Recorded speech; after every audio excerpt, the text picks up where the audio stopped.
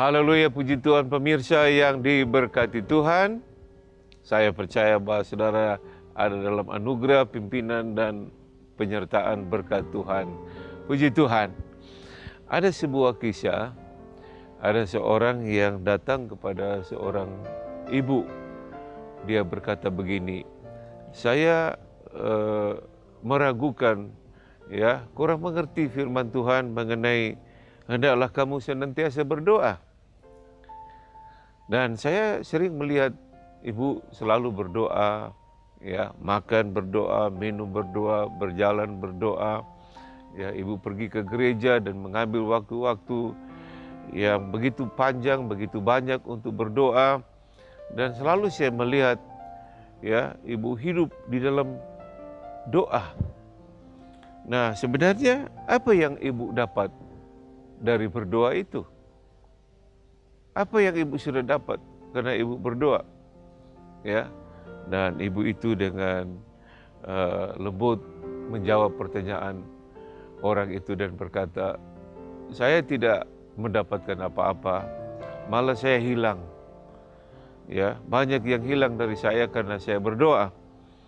Oh ya, kata orang itu, kenapa harus berdoa kalau ada banyak yang hilang dan tidak mendapatkan apa-apa?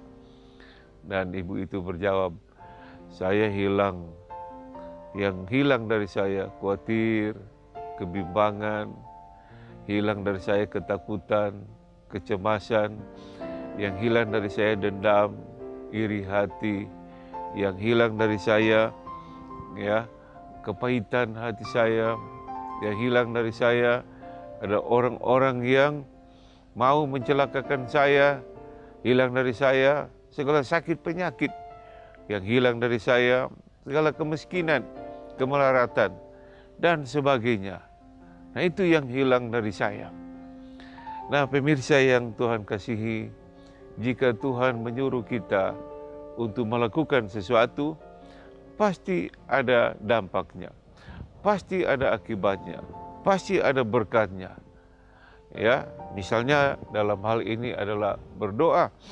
Nah, firman Allah katakan, mintalah maka kamu akan kuberi, carilah maka kamu akan mendapat, dan pintu-pintu akan dibukakan jika kamu mengetuk pintu-pintu itu.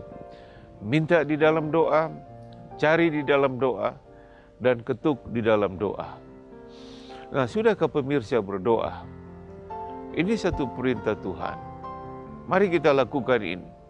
Sebab ada berkat, ada mujizat, ada kuasa yang besar kalau kita senantiasa berdoa. Berdoa bukan hanya mendapatkan sesuatu dari Tuhan, tetapi menghilangkan banyak hal dari dalam hidup kita, seperti yang saya sudah sampaikan tadi. Dengan doa, kita hidup di dalam berkat Tuhan. Dengan doa, kita hidup dalam pimpinan Tuhan. Dan dengan doa, kita menerima berkat dan urapan yang besar, penyertaan yang besar, yaitu kuasa Roh Kudus daripada Tuhan. Saya teringat di suratan Yakobus pasal yang keempat, di sana dikatakan, kamu tidak memperoleh apa-apa karena kamu tidak berdoa. Nah, coba saudara introspeksi dan melihat hidup saudara, melihat diri saudara. Apakah yang saudara sudah dapatkan sampai pada saat ini? Saudara berusaha, saudara bekerja, melakukan ini, melakukan itu.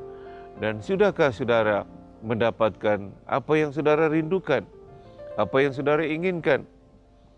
Dan barangkali saudara seperti murid-murid yang pergi menangkap ikan dan membiarkan Yesus, tidak mengajak Yesus bersama-sama dengan mereka.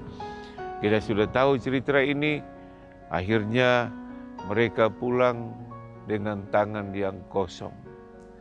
Di tepi pantai Tuhan Yesus menyambut mereka, dan Tuhan berkata, Petrus, berikan aku ikan sedikit yang baru kamu tangkap.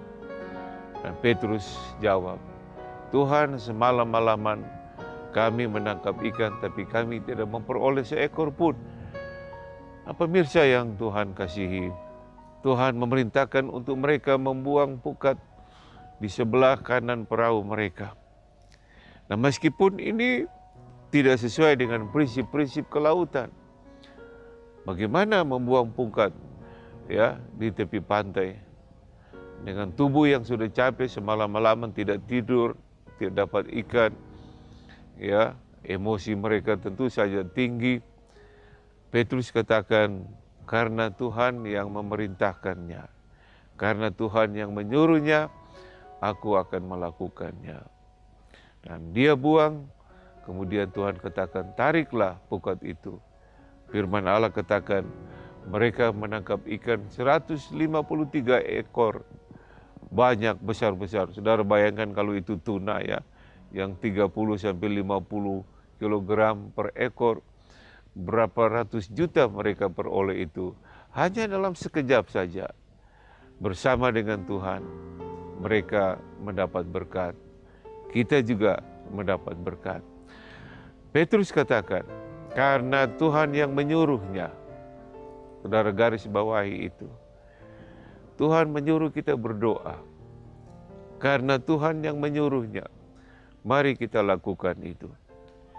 Banyak orang bisa tahan berjam-jam untuk tonton televisi, untuk shopping, untuk jalan-jalan.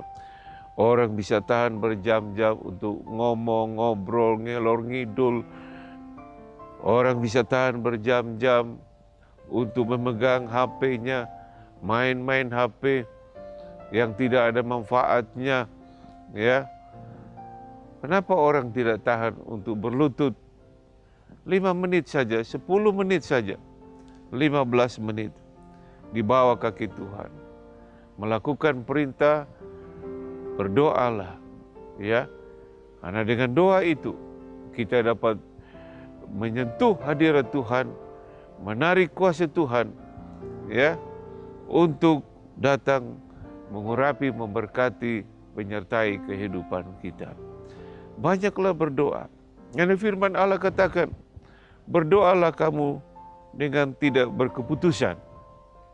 Ada seorang yang bertanya, Pak Pendeta, bagaimana mengartikan doa tidak berkeputusan? Apakah dari pagi, siang, malam kita berdoa terus tanpa bekerja, berusaha? Nah, saya katakan mungkin bisa diartikan demikian. Kalau kita bangun pagi, kita berkata, Tuhan, bangunkan juga iman saya. Kita pergi ke kamar kecil, ke toilet, ya, untuk melakukan sesuatu di sana. Kita mandi, membersihkan diri kita. Kita berkata, Tuhan, bersihkan juga saya.